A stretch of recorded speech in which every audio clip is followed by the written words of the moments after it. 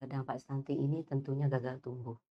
Dia akan menjadi pendek, kemudian setelah itu, dengan gagal tumbuhnya akan muncul keterlambatan-keterlambatan yang lain sehingga terjadi gagal perkembangan seperti kognitifnya tadi kan Bu ya, kemampuannya menyerap pelajaran, prestasinya akan mundur, tidak secerdas anak-anak.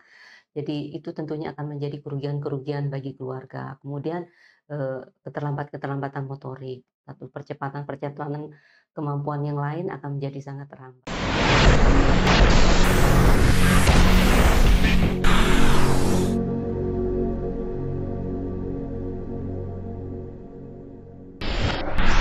Assalamualaikum warahmatullahi wabarakatuh.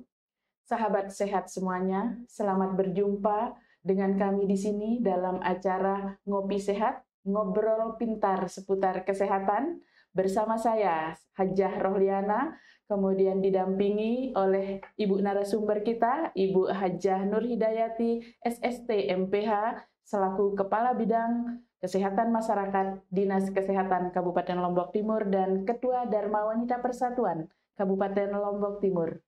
Sahabat sehat semuanya, kita masih dalam suasana Hari Keluarga Nasional yang ke-29 tahun 2022 dengan tema Ayo Cegah Stunting Agar Keluarga Bebas Stunting. Berbicara tentang stunting merupakan suatu hal yang memang wajib kita bisa kupas bersama karena ini merupakan hal penting untuk generasi sehat dan cerdas untuk negara dan bangsa kita. Berbicara tentang stunting, tentunya sahabat sehat semuanya nanti akan ditemani oleh kami berdua dan ibu narasumber kita yang akan bisa menjawab apa sebenarnya yang kita katakan stunting. Baik, kita sapa Bu Hajah, Bu Kabit. Assalamualaikum Ibu. Kalau berbicara stunting, kira-kira apa ya sebenarnya stunting itu sendiri? Baik, sahabat sehat, salam sehat untuk kita semua. Berbicara stunting tentunya bukanlah isu baru, di mana sejak lama pemerintah mendengungkan secara serentak supaya di level manapun stunting ini menjadi isu bersama. Tetapi ada baiknya kalau kita samakan persepsi tentang stunting itu. Jadi, stunting itu adalah suatu kondisi gagal tumbuh ya pada balita yang diakibatkan karena kekurangan gizi kronis atau yang berlangsung sangat lama sehingga menyebabkan seorang anak gagal tumbuh yang ditandai dengan tinggi badannya tidak sesuai untuk umurnya. Seperti itu Ibu, jadi gagal tumbuh yang disebabkan karena kekurangan gizi yang berkepanjangan. Ya. Tandanya anak pendek tidak sesuai dengan umurnya. Ya. Jadi sudah jelas sahabat sehat semuanya, jadi stunting itu di sana ada beberapa hal yang memang kenapa dikatakan stunting. Mungkin perlu disampaikan kepada sahabat sehat semuanya, Bu Kabit, bagaimana kira-kira ciri-ciri yang bisa kita lihat? Ya, Ya, kenapa bisa dikatakan stunting? ya baik, benar sekali. Banyak yang keberatan juga ketika ada anaknya tidak terlalu tinggi, tapi menurut dia sehat dan cerdas, masa iya sih stunting? Masa Gitu stunting? ya. Belum Jadi, tentu ya. ya, jadi tidak semua orang pendek itu stunting, tetapi stunting itu pasti pendek, ya, diikuti dengan beberapa gejala. Nah, Ya. gejalanya itu karena gagal tumbuh diikuti juga dengan gagal perkembangan. Ya, jadi dia akan kelihatan kemunduran-kemunduran dibanding dengan anak seusianya. Yang misalnya anak-anak seusianya dia mampu menyerap atau menerima hal yang diajarkan dengan cepat, dia agak mengalami kesulitan. Kemudian secara gerak motorik dia tidak selincah anak-anak yang tidak mengalami stunting. Hal-hal yang lain dia akan kelihatan tidak bersemangat, dia kelihatan tidak punya percaya diri, dan kelihatan murung, pucat, itu adalah tanda-tanda anak yang mengalami stunting. Iya. Jadi sudah jelas sahabat sehat semuanya, orang pendek Belum belum tentu tentu stunting. Tapi yang stunting pasti dia pendek. Nah, itu sebagai salah satu yang secara gamblang kita bisa melihat. Kalau sudah kita melihat ciri-ciri dari stunting, kira-kira bagaimana stunting itu bisa terjadi Ya, kepada anak kita? ya, jadi kenapa sih orang bisa stunting? Sekali lagi, penyebab stunting ini adalah kekurangan nutrisi dalam waktu yang panjang. Penyebabnya itu ada disebut istilahnya multidimensi, banyak sebab. Sehingga penanganannya juga membutuhkan aksi multisektoral ya. Ada di antaranya eh, itu ya yang secara umum kalau dalam aksinya nanti pemerintah akan melakukan aksi spesifik dan sensitif, tetapi penyebabnya itu misalnya yang multidimensi ini pertama karena praktik pola asuh yang tidak baik.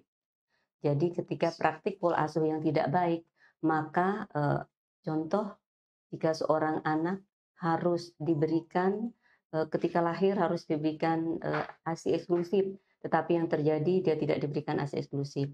Kemudian dia harus mendapatkan pola pemberian makanan bayi dan anak yang benar. Ternyata belum waktunya dia sudah disapi diberi makan tambahan. Atau berbicara stunting ini penyebabnya tidak setelah lahir, tetapi sejak dalam kandungan itu kekurangan-kurangan gizi yang itu terjadi. Jadi sejak hamil harus di-prepare. Seorang ibu itu mempunyai akan bisa menerapkan pola asuh yang baik. Artinya dia tahu akan memperlakukan apa bayi yang di dalamnya itu. Dia tahu dia harus makan yang cukup. Dia tahu harus mengkonsumsi asupan mikronutrisi yang baik, ya zat mikro, misalnya minum tablet tambah darah dalam jumlah yang cukup. Kemudian dia tahu harus pergi memeriksakan dirinya kesehatan, ya akses layanan kesehatan juga harus terpenuhi sehingga dia tahu kalau dia sedang mengalami infeksi, mengalami sakit, secepatnya ditemukan, secepatnya dikoreksi, karena kalau sakit, otomatis itu akan mengganggu atau menyebabkan kurangnya zat gizi. Ketika ibu hamil kurang zat gizinya, tidak hanya untuk dirinya kurang tentunya, bayi yang di dalamnya itu juga akan mengalami asupan yang kurang. Sehingga terjadi PJT, ada sebutannya Bu, pertumbuhan janin terganggu, nanti dia lahir berat badan lahir kurang, padahal ketika hamil proses yang paling penting itu di satu ada pertumbuhan otak ya, kemudian pertumbuhan untuk potensi tinggi dan badan itu di situ maksimalnya pada saat hamil, sehingga kalau ada masalah sakit, kurang zat gizi, koreksinya hanya bisa dilakukan sebelum lahir pada saat hamil tersebut. Kalau sudah tidak bermakna. Kemudian hal lain di samping itu tentunya sudah pola asuh tadi, kemudian akses layanan kesehatan, kemudian akses makanan bergizi. Nah, disitulah multisektoral ketika keluarga dengan tidak mampu, peran pemerintah memberdayakan supaya menjadi keluarga yang mandiri, berdaya untuk mengakses makanan di situ. Kemudian satu lagi, sanitasi dan air bersih. Tidak sedikit masyarakat yang anaknya mengalami stunting, karena di lingkungannya itu tidak tersedia air bersih. Air bersih. Iya, jadi air bersihnya tidak tersedia sehingga dia sering diare.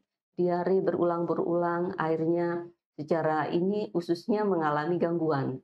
Jonjo ususnya tidak baik sehingga fungsi menyerap zat gizi tentunya tidak maksimal. Ya, jadi kuranglah gizinya. Terbiasa teradaptasi akhirnya berkepanjangan. Akhirnya stunting. Oke, baik. Sahabat sehat semuanya, jadi berbicara tentang stunting, bagaimana terjadinya stunting. Tentunya itu sangatlah penting untuk sahabat semua ketahui. Jadi bukan hanya stunting itu terjadi setelah bayi lahir, Ibu ya. Ya, benar. Jadi jauh dari sebelumnya, mulai merencanakan terjadinya suatu kehamilan, tentunya itu sudah mulai dia berlangsung bagaimana kita mempersiapkan eh, ibu itu hamil dalam kondisi yang sehat. Karena perawatan kehamilan itu sangat penting.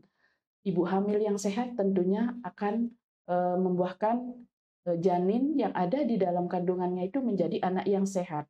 Kemudian dari sana mulai diberikan pengasuhan yang baik. Ya. Jadi itu sangat sangat penting sekali untuk diketahui. Jadi kalau ada orang bilang kalau mau anak sehat atau mau bayinya besar, tidak usah besar-besar di dalam, di luar saja dia besar, tidak perlu makan banyak saat hamil, salah itu Bu ya. Betul banget. Ya. Iya, jadi sudah jelas Ibu, jadi penting sekali bagaimana kita bisa memberikan pengasuhan yang baik kepada ibu hamil, untuk mencegah stunting. Kemudian setelah itu akan dilanjutkan bagaimana pengasuhannya itu sampai bayinya berumur 2 tahun. Karena itu merupakan masa Masa emas, periode yang ya. masa emas, masa periode emas yang harus betul-betul kita pahami. Baik Ibu, tadi kita sudah mengetahui stunting itu apa, kemudian ciri-cirinya juga kita sudah bisa lihat, kemudian proses terjadinya pun beserta hal-hal yang harus dilakukan itu sudah kita diberikan penjelasan. Kita melihat daerah kita di Ya, Lombok Timur. Kalau kita melihat daerah kita di Lombok Timur, kira-kira ya, gambaran kejadian risiko stunting. stunting yang ada seperti apa? Ya, baik. Kita di Kabupaten Lombok Timur memiliki balita yang terukur ya, terukur antropometrinya karena mengukur untuk mengidentifikasi stunting harus diukur tinggi badannya, diidentifikasi umurnya. Jadi yang terukur itu ada jumlah sasaran kita ada 125.200 sekian, Bu. Nah, dari sekian yang terukur, yang jumlah balita kita itu ada 97% yang terukur. Dari 97% itu ditemukan sekitar 18,13%, Bu, yang mengalami stunting ya. Kalau 18,13. diorangkan itu 22.000, Bu. Tentunya itu sangat banyak sekali. Nah, eh, itu memang variatif sekali di beberapa tempat, di tempat-tempat yang warnanya merah itu. Jadi sebenarnya ada pelevelan ya Bu ya. Jadi kalau range kita di bawah 20 itu masih dibilang aman. Zona aman artinya warnanya hijau dan masih dianggap wajar. Tetapi menurut saya untuk kita di Lombok Timur kita jangan lengah karena apalagi kalau data kan macam-macam data. Ini yang kita pakai ini sebut IPPGBM, Bu. Atau ada lagi data SSGI. Kalau data SSGI yang terakhir itu kita di angka 37. Jadi beda, memang beda cara pengambilan dan dua datanya benar gitu. Tetapi trennya memang menurun. Namun yang lebih penting dari hal tersebut adalah walaupun kita trennya turun, tetapi jangan merasa senang dulu karena kita harus lirik juga tempat kiri kanan daerah kabupaten kota. Walaupun masih ada yang lebih tinggi dari kita, tetapi masih banyak yang lebih baik dari kita. Tentunya untuk itu jumlah ini harus kita turunkan karena target di tahun 2024 itu harapannya pemerintah Bapak Presiden menargetkan kita bisa mencapai 14 ya. 14%. Seperti itu Bu. Jadi itulah kondisi kita sekitar itu ya di tahun 2021. Kemudian untuk yang terakhir, yang pengukuran terakhir untuk posisi kemarin di penarikan di bulan April itu angka kita 18,32. Mirip-mirip tetapi dengan jumlah sasaran yang lebih banyak. Kalau kemarin 125 ini 126.000 karena ada tambah-tambahan yang lahir baru. Jadi sasarannya meningkat, jumlah temuannya seperti itu, tetapi inputannya masih 93% itu. Yang jelas dalam on the track menuju 14, Lombok Timur harus masih berjuang. Dan itu harus kita sepakat dengan komitmen pemerintah dengan sebutan aksi konvergensi. Jadi itu masih menjadi PR kita semua benar, ya. Bu, benar, Bagaimana bisa kita mencapai 14%, tentunya bukan hal yang mudah dan bisa dikerjakan oleh satu pihak saja. Berarti kita dibutuhkan untuk bagaimana kita bersinergi semuanya, semua kita harus bergerak sehingga angka ini bisa turun. Benar. Baik Ibu, tadi kembali lagi ke pengasuhan yang memang untuk mencegah stunting ini harus kita mulai dari masa konsepsi, mulai masa sebelum hamil ya. Sering kita dengar yang namanya 1000 hari pertama kehidupan. Mungkin bisa diinformasikan, bisa disampaikan kepada sahabat sehat semuanya, bagaimana sih sebenarnya 1000 hari pertama kehidupan? Ya, baik sahabat sehat. Jadi 1000 hari pertama kehidupan atau 1000 HPK sangat melekat sekali dengan stunting. Kenapa? Karena periode itu adalah periode yang sangat penting untuk mencegah terjadinya stunting. Jadi yang mana sih 1000 hari HPK itu? Sejak dia konsepsi artinya hamil sampai dengan bayi itu dilahirkan itu sekitar 280 hari. 280 hari, kemudian setelahnya itu setelah lahir sampai dan usia 2 tahun itu 780 hari. Sehingga jumlahnya 1000. Sehingga menjadi 1000 hari. Nah, dalam periode sebelum lahir, kalau Ibu tadi menyebutnya ini ya, ada juga yang prakonsepsi. sebenarnya kalau memulai itu lebih start-nya lebih awal kalau mencegah stunting. Karena ketika kita sudah masuk dalam kondisi konsepsi, namun ibu yang hamil ini Tidak kondisinya tidak sehat baik, ya, maka akan akan mempengaruhi kualitas mempengaruhi kehamilannya. kualitas. Benar sekali Bu, walaupun jadi kalau penegasan di 1000 HPK itu, 1000 HPK itu lebih kepada tidak boleh salah perlakuan di saat itu, Ketika tidak sudah boleh lalai, masuk ya, 1000 ya. harinya, Karena hanya bisa mengoreksi segala masalah yang ada untuk mencegah stunting itu di masa di itu. 1000 hari. Setelah itu kalau sudah lahir tidak bisa, Sudah apalagi tidak setelah bisa. 2 tahun. Setelah 2 tahun tidak bisa. Jadi di masa 1000 HPK pada saat hamil usahakan lahir dengan kita yakin outcome bayi yang lahir ini tidak BBLR, tidak panjangnya kurang dari usianya, tidak ada penyakitnya. Ya, kemudian dilanjuti dan pola asuh yang baik pada saat lahir, maka dengan pola-pola pengasuhan yang benar, akses layanan kesehatan, imunisasi, air bersihnya, insya bisa aman. Jadi usia 1000 hari Hari pertama pertama kehidupan. itu penting karena kayak di awal tadi saya bilang pertumbuhan otaknya di sana, pertumbuhan Ya, potensi badan, tinggi badan untuk optimalnya semuanya di sana. Jadi tidak boleh dilakukan, tidak boleh lalai untuk melakukan praktik-praktik baik yang harus dilakukan di masa itu. iya. Jadi 1000 hari pertama kehidupan itu adalah masa yang periode Ya, emasnya ya. golden period, Bu. Masa Oke. periode emasnya kita untuk tidak boleh salah lagi. Bagaimana memberikan pengasuhan yang baik. Hanya saja kalau kita berbicara pencegahan stunting tentunya bukan mulai dari periode emas, Benar. tapi jauh sebelumnya Iya, benar, kita Bu. harus mempersiapkan Dari mulai dari prakonsepsi. ya, mulai di perencanaan kehamilannya Iya, yang harus betul-betul bagaimana kita memastikan iya, ibu hamil atau pasangan usia iya, subur kita betul-betul sehat untuk menjalani proses reproduksi. iya. Bahkan pemerintah, Bu, ya dalam upaya ini spesifik sudah mengintervensi ke remaja-remaja kan, Iya, sekolah-sekolah, madrasah, SMP, SMA itu ada kegiatan pemberian tablet EP, itu salah satu upaya jangka panjang pencegahan stunting, Bu, penurunan prevalensi stunting di Indonesia. berarti sudah banyak Ya, yang sudah dilakukan pemerintah, tinggal kita bagaimana sekarang betul-betul ya, fokus dengan upaya-upaya yang sudah dilakukan sehingga bisa berhasil sesuai dengan yang diharapkan. ya.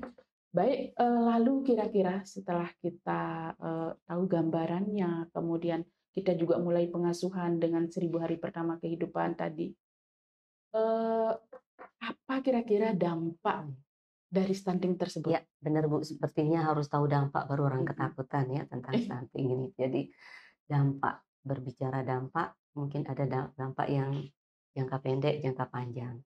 Ya dampak jangka pendeknya tentunya yang utama terhadap kesehatannya. Jadi dampak stunting ini tentunya gagal tumbuh. Dia akan menjadi pendek, kemudian setelah itu dengan gagal tumbuhnya akan muncul keterlambatan-keterlambatan yang lain sehingga terjadi gagal perkembangan seperti kognitifnya tadi kan Bu ya, kemampuannya menyerap pelajaran, prestasinya akan mundur, tidak secerdas anak-anak. Jadi itu tentunya akan menjadi kerugian-kerugian bagi keluarga. Kemudian keterlambatan motorik, atau percepatan kemampuan yang lain akan menjadi sangat terhambat. Kemudian tentunya dampak yang lain ya terhadap kesehatannya gangguan metabolisme. Jadi anak-anak yang pada masa balitanya mengalami stunting, kecenderungan akan mengalami penyakit-penyakit metabolisme, diabetes, hipertensi, jantung itu sangat besar. Dan dampaknya di jangka panjang tidak hanya menjadi beban keluarga tentunya, tetapi beban negara. Ketika masyarakat, warga negara kita banyak yang menderita hipertensi, diabetes, jantung, itu penyakit-penyakit yang membutuhkan biaya yang sangat mahal.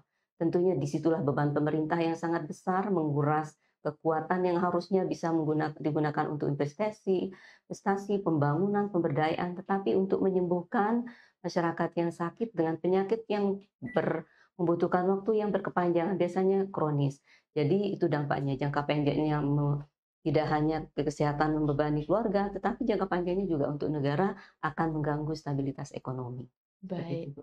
Baik, Bu. sedemikian banyak ya Ya. akibat atau dampak yang bisa ditimbulkan dengan adanya Ya, stunting sedikit ini. lagi Bu, otomatis mereka di dalam perkembangannya, kemampuan berkompetisi di tengah perkembangan zaman yang semakin maju, mereka akan hilang kesempatan untuk berkompetisi karena anak-anak stunting biasanya produktivitasnya pasti tidak semaju anak-anak yang sehat. Sehingga orang akan memikirkan peluang-peluang akan jadi menurun untuk dia. Mau mulai masuk sekolah saja, apalagi untuk tempat kerja orang akan berpikir. Jadi itulah supaya tidak mengalami kerugian di tingkat jangka pendek maupun bagi keluarga ataupun negara. Jadi itulah kenapa pemerintah sangat tepat sekali konsep pemerintah yang terbaru bahwa pendekatan stunting ini harus dimulai dari keluarga, seperti itu. Iya, jadi sudah jelas sekali dengan sekian dampak yang bisa ditimbulkan oleh adanya stunting ini, tentunya menjadi tugas kita mulai sekarang. Ibu-ibu, bapak-bapak, pasangan usia subur, dan semua kita harus betul-betul memperhatikan risiko-risiko yang kemungkinan akan berdampak kepada stunting. Karena ketika sudah mengalami stunting, tentunya pengobatannya sudah tidak ini lagi ya, sangat sulit untuk diobati. Koreksinya susah, bahkan susah ada diberikan di atas 2 tahun tidak bisa. Iya, sudah tidak bisa lagi. Jadi mulai dari awal kita melakukan pencegahan dengan pengasuhan yang baik, tentunya hal ini akan bisa kita hindari bersama. Benar sekali, Bu. Berbicara tentang dukungan pemerintah kita, Okay. Kira-kira apa saja upaya-upaya yang sudah dilakukan selama ini untuk pencegahan dan penurunan stunting? Iya, baik. Kalau apa yang sudah dilakukan oleh pemerintah, tadi di awal sudah saya sebut ya, ada namanya aksi-aksi yang disebut dalam golongan spesifik dan sensitif. Ya. Ya, spesifik itu yang dilakukan dengan domainnya petugas kesehatan atau dinas kesehatan. Itu porsinya 30%. Seperti apa itu aksinya? Kayak tadi saya sampaikan, dari tingkat remaja sudah ada pemberian tablet tambah darah, pemeriksaan IMT, pemeriksaan kesehatan di sekolahan, kemudian penyuluhan edukasi untuk mencegah anemi. Kemudian di tingkat ibu hamil tentunya bagaimana menguatkan kualitas SDM pelayanan kesehatan untuk melakukan ANC lebih maksimal, menjangkau sasaran lebih maksimal untuk akses masyarakat yang hamil teridentifikasi kondisi-kondisinya, tertangani masalah-masalahnya sejak dini.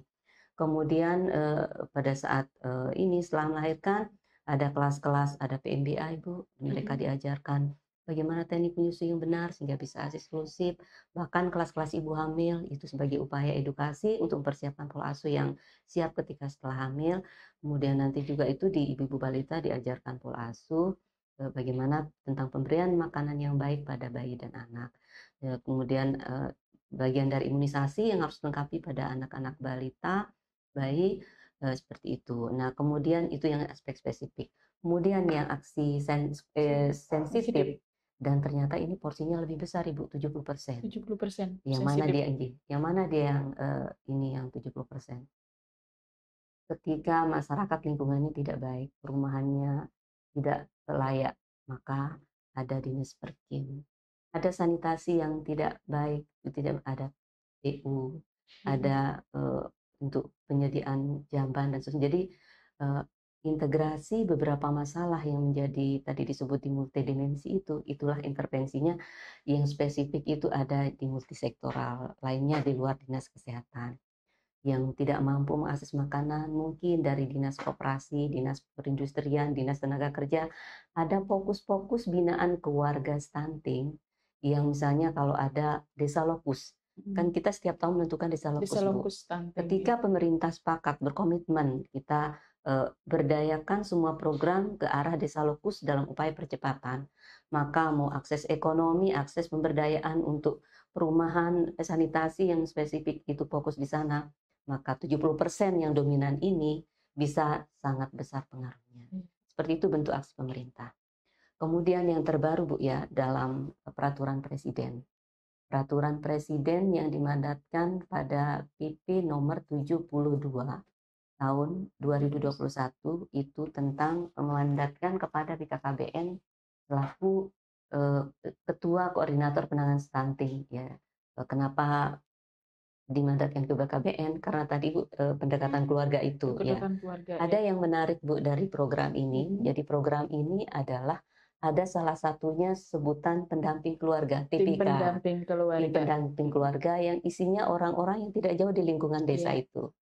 Harapannya, tim pendamping itu akan mendampingi keluarga yang potensial untuk mengalami stunting. Ada 4 ketentuan keluarga-keluarga yang diklaim sebagai potensial untuk menjadi keluarga stunting. Yang pertama, keluarga yang ada ibu hamil anemi, kek, itu ya, kemudian mengalami masalah risiko tinggi di saat hamil. Kemudian ada keluarga yang melahirkan tetapi bayinya tidak diimunisasi atau bayinya tidak di ASI eksklusif. Kemudian yang ketiga, balita-balita atau bayi yang kurang dari 2 tahun yang tidak secara pengasuhan ditemukan orang tuanya tidak memberikan pola makan yang baik. Oh ya, dalam suatu sumber data, kalau yang ini Bu didapatkan untuk keluarga-keluarga potensial ini, ada sebuah instrumen PK21 pendataan keluarga yang dilakukan oleh DPK3AKB atau BKKBN. Iya. Jadi di sana akan ketemu, inilah kelompok keluarga-keluarga potensial risiko tinggi. Itulah yang akan didampingi oleh keluarga, tim pendamping keluarga Iya, itu, Bu. iya. Jadi menarik sekali ya dengan tim pendamping keluarga yang sudah merupakan program nasional ya. Jadi tim pendamping keluarga ini sudah ada di semua Setiap wilayah desa. ya, di setiap desa, bahkan setiap dusun dengan komposisi sasaran masing-masing. Jadi tim pendamping keluarga tadi di sana ada petugas-petugas yang dekat di sana, baik itu ada Bu Bidan, kemudian ada kadernya, kemudian ada PKK-nya, yang tentunya akan tetap mendamping keluarga yang berisiko stunting, Ibu ya. Benar, Bu. Ya, jadi sahabat sehat semuanya perlu diingat bahwa pemerintah kita sudah betul-betul memberikan pelayanan yang bagus ya, karena memang stunting ini sangat perlu dicegah. Mulai dari awal bagaimana pemerintah memberikan kita pendampingan kepada keluarga yang berisiko stunting tadi. Bukan hanya kepada ibu hamil, tapi juga keluarga yang 4 terlalu ya, 4T, yang terlalu muda, terlalu tua, terlalu dekat jaraknya, terlalu banyak anaknya, terlalu banyak anaknya ya. 4T, 4 terlalu. Jadi di samping itu juga tentunya tadi disebutkan sanitasi yang tidak layak, kemudian sumber air minum yang tidak layak. Nah, jadi itu merupakan salah satu indikator penyumbang terjadinya stunting. Jadi ada keluarga yang berisiko stunting yang memang perlu untuk tetap didampingi, sehingga nanti masyarakat tentunya akan diberikan kemudahan dalam memfasilitasi bagaimana cara pencegahan stunting. Ya. Kalau kita berbicara tentang keluarga, mungkin tadi kita sudah berbicara tentang masyarakat, pemerintah gitu ya. Sekarang kita lebih fokus ke sahabat sehat semuanya. Jadi kita berbicara tentang di tingkat keluarga. Kira-kira ini karena ini merupakan kegiatan rutinitas kita ya di tingkat keluarga. Bagaimana kira-kira pencegahan stunting yang berada di tingkat keluarga? Baik, sahabat sehat, ya tentunya apa sih yang keluarga sahabat sehat harus lakukan ketika kita berharap tidak menjadi kontributor stunting? Ada 3 komponen. Yang pertama, pola asuh. Yang kedua, kemudian tadi pola makan yang benar, dan satunya lagi sanitasi. Pastikan setiap keluarga mempunyai pola asuh yang benar. Berbicara hari keluarga, ketika setiap keluarga memastikan berfungsinya fungsi keluarga dengan baik, insya Allah pola asuh itu akan berjalan dengan baik. Karena dalam pola asuh tidak hanya nilai-nilai yang ditanamkan itu hanya sekedar memberi makan dan seterusnya, tetapi ada fungsi-fungsi kasih sayang, perlindungan, itu juga mulai memberikan dampak yang sangat baik untuk tumbuh kembang seorang anak, untuk tumbuh kembang seorang ibu yang hamil yang lebih survive, yang lebih baik untuk outcome kehamilannya. Itu secara pola asuh. Pastikan siapapun yang menjadi sasaran di keluarga itu, mau remaja, ada remaja di sana, jangan anemi, jangan kek itu kurang energi kronik ya. Jadi ketika lingkar lengannya kurang dari 23,5, maka dia dibilang itu. Kemudian atau remajanya pastikan indeks massa tubuhnya normal, jangan kurang dari 18 atau jangan lebih dari 25. Jadi dengan demikian keluarganya sudah bisa menjamin remajanya ini putrinya besok tidak akan menjadi anak yang melahirkan Resiko stunting. stunting. Ya, ibu hamilnya juga begitu. Ternyata ada ibu, ya dia ternyata baru selesai melahirkan, jadi jangan hamil dulu. Atau dia punya penyakit, jangan hamil dulu. Pastikan dia akan hamil lagi setelah kondisinya baik, ya gitu. Kemudian ada anak balita, pola makannya, dan yang pasti rumah itu, keluarga itu sudah mempunyai akses sanitasi yang layak, punya jamban yang memenuhi syarat kesehatan, punya air bersih yang memenuhi syarat kesehatan, maka insya Allah keluarga itu bisa dianggap sebagai keluarga yang sadar untuk pencegahan Stunting. Ya, Sejak baik. itu aja mengendalikan diri, mengontrol diri. Oh ya, saya pola asuhnya sudah benar enggak ya? Saya pola makan keluarga saya sudah benar enggak? Bagaimana akses sanitasi dan air bersih? Kalau sudah itu insya Allah Iya, baik. iya. Baik, sederhana sekali Ya, sebenarnya ya. Hanya saja perlu dibutuhkan ketekunan kita, ya, kepatuhan kita, ya, kesadaran ya. kesadaran kita untuk bisa menerapkan hal-hal yang memang sangat penting untuk kita terapkan di semua keluarga. Sebenarnya bukan hanya keluarga dengan berisiko stunting ya. Semua kita sebenarnya itu penting untuk kita Ya, terapkan. betul. Ya. Baik, Ibu, kita mungkin sudah lama berbincang-bincang tadi. Mungkin kita beri kesempatan kepada sahabat sehat semuanya. Kita akan menyapa. Mungkin nanti ada pertanyaan-pertanyaan mungkin. Jadi kita bisa bahas bersama di sini.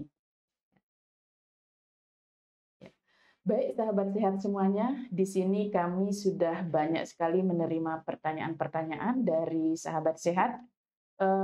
Ibu narasumber, mohon untuk ditanggapi. Ada beberapa pertanyaan yang masuk ke kita. Dan ini saya lihat banyak sekali. Hanya saja nanti kita lihat mana yang bisa ditanggapi dalam pertemuan kali ini. Yang pertama, Ibu narasumber mau nanya nih, apakah stunting bisa disembuhkan? Dan apakah anak yang mengalami stunting bisa normal kembali? Baik, sahabat sehat, terima kasih sudah merespon acara ini. Itu adalah sebagai bentuk kepedulian terhadap stunting. Pertanyaannya, apakah stunting bisa disembuhkan? Ya, jawabannya tidak. Jadi stunting itu tidak bisa disembuhkan. Itulah kenapa program pemerintah itu adalah pencegahan dan ini penurunan. Jadi kalau sudah dicegah maka prevalensinya akan menurun. Kenapa tidak bisa disembuhkan? Karena kekurangan gizi yang terjadi itu berlangsung lama dan menimbulkan kerusakan. Nah, hanya bisa dilakukan koreksinya mungkin itu di periode emas 1000 hari pertama. Kalau sudah setelah 2 tahun, sangat-sangat kecil kemungkinannya untuk dilakukan penyembuhan untuk sembuh atau kembali seperti orang normal. Itulah kenapa menjadi sangat urgen pemerintah menjadi isu prioritas memperbaiki bangsa ke depan adalah dengan pencegahan stunting yang dengan memperhatikan periode emasnya, seperti itu. Iya, jadi memang agak susah ya. Iya. Apalagi sudah terkena stunting, kemudian akan bisa normal kembali, tentunya itu akan sangat sulit. Jadi yang terpenting adalah bagaimana kita mencegah mulai dari sebelum dari hulunya ya. Oke. Baik, kemudian itu tadi pertanyaan dari akunnya Equel ya. Kemudian yang kedua dari Rina Eko. Izin bertanya, apakah peran orang tua yang memiliki remaja dalam rangka mencegah stunting dari hulunya? Jadi ini peran orang tua yang ditanyakan mencegah stunting, peran orang tua yang memiliki remaja, bagaimana dia mulai melakukan pencegahan stunting. Saya kira pertanyaan yang bagus sebagai suatu upaya yang sangat sigap dari hulu untuk mencegah stunting. Bagaimana caranya orang tua untuk bisa menjaga remajanya supaya tidak stunting? Khusus remaja putri, ya, tiap bulan remaja putri mengalami menstruasi, sehingga ancaman untuk anemi pada remaja putri itu tinggi sekali. Oleh karena itu, setiap remaja putri harus minum tablet tambah darah setidaknya 1 kali dalam seminggu, ya gitu. Gitu. Bagus lagi kalau setiap menstruasi minum tablet tambah darah. Ya. Kemudian pastikan para orang tua anak-anaknya sudah mengadaptasi pola makan gizi berimbang ya.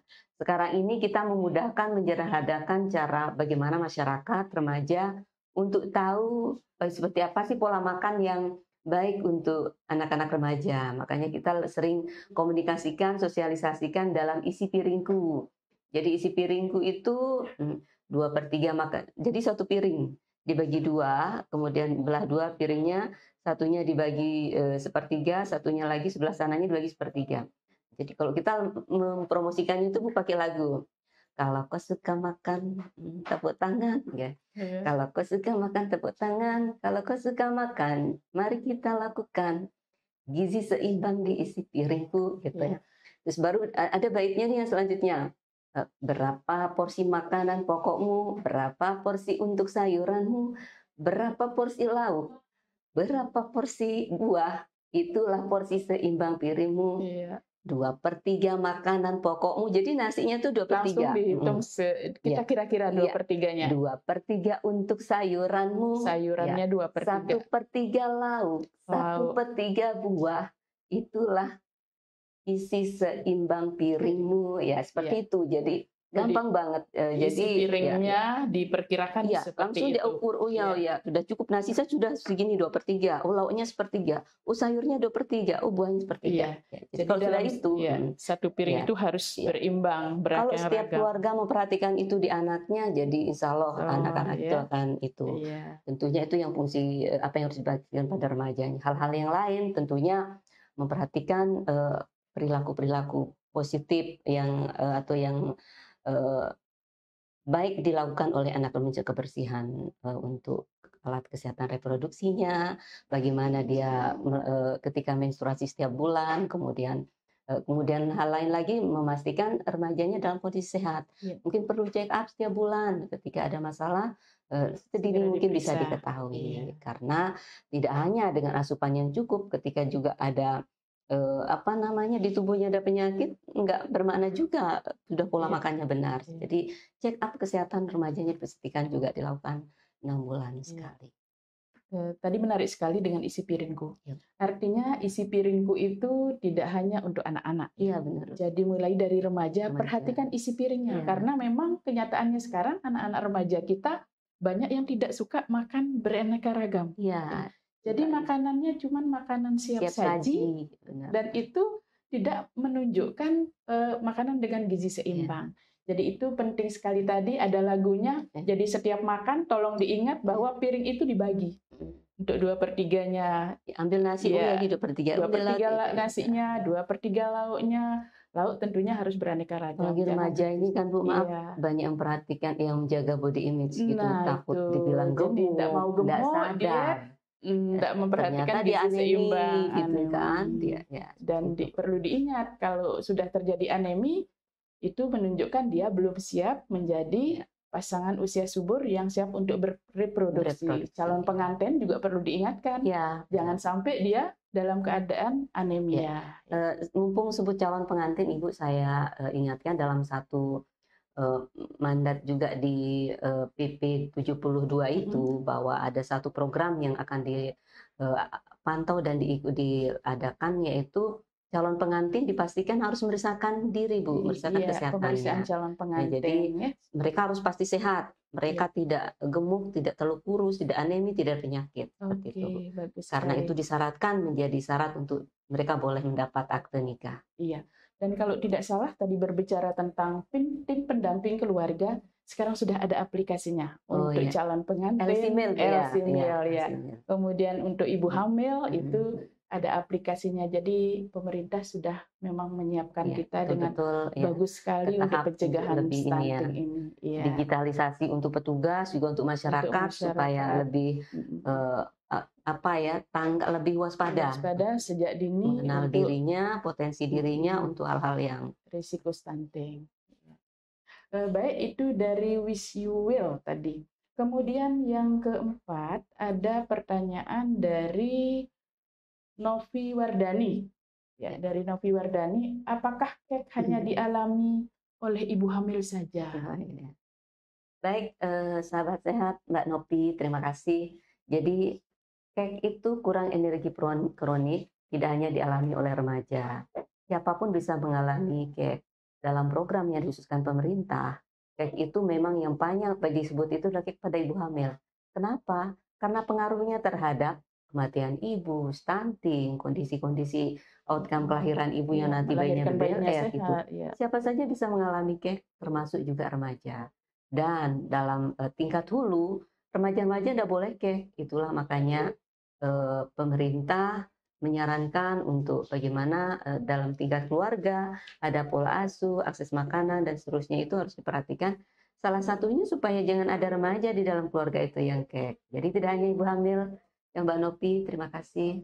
Iya, baik, terima kasih Ibu. Jadi sahabat sehat semuanya, masih banyak sebenarnya pertanyaan yang masuk ke kita, tapi nanti pertanyaan ini insya Allah akan dijawab ya. Mungkin bisa lewat link yang ada untuk di rumah sakit nanti untuk di instalasi PKRS akan memfasilitasi ini berhubung memang waktu untuk kita. Jadi kita bisa mencukupkan 4 pertanyaan yang bisa kita bahas dalam kesempatan ini. Namun sebelumnya kita perlu mencari ini di antara sekian pertanyaan yang masuk, kita sudah menyiapkan door prize. Oh iya, berapa tuh door prize-nya? Door prize kita sudah menyiapkan 3 door prize yang sudah kita lihat pertanyaannya ini. Langsung saja kita umumkan mungkin ya. Untuk yang mendapatkan door prize pada kesempatan kali ini, yang pertama dari Equel. Jadi selamat kepada Equel untuk mendapatkan door prize. Kemudian yang kedua dari Rina Eko, ya, dari Rina Eko, Mbak Rina. Kemudian yang ketiga dari Wish You Well. Wish you well, where are you? Iya, jadi selamat untuk 3 orang. Door prize-nya bisa diambil di instalasi PKRS Rumah Sakit Dr. Sujono Selong. Jadi selamat kepada 3 orang yang pada kesempatan ini sudah mendapatkan door prize-nya. Baik, sahabat sehat semuanya, pertemuan kita kali ini mungkin kita cukupkan sampai di sini dulu. Jadi terima kasih kami ucapkan kepada narasumber yang sudah banyak memberikan kita informasi, banyak sudah memberikan kita saran, masukan, sehingga nantinya kita betul-betul menjadi siap, betul-betul menjadi tanggap untuk bagaimana melakukan pencegahan stunting. Sahabat sehat semuanya, saya Jahrohliana, saya Nur Hidayati, menyatakan undur diri dari acara ini dan kita berharap bisa bertemu dalam kesempatan selanjutnya. Jadi terima kasih. Assalamualaikum warahmatullahi wabarakatuh. Ayo cegah stunting agar keluarga bebas stunting. Salam sehat, sahabat sehat.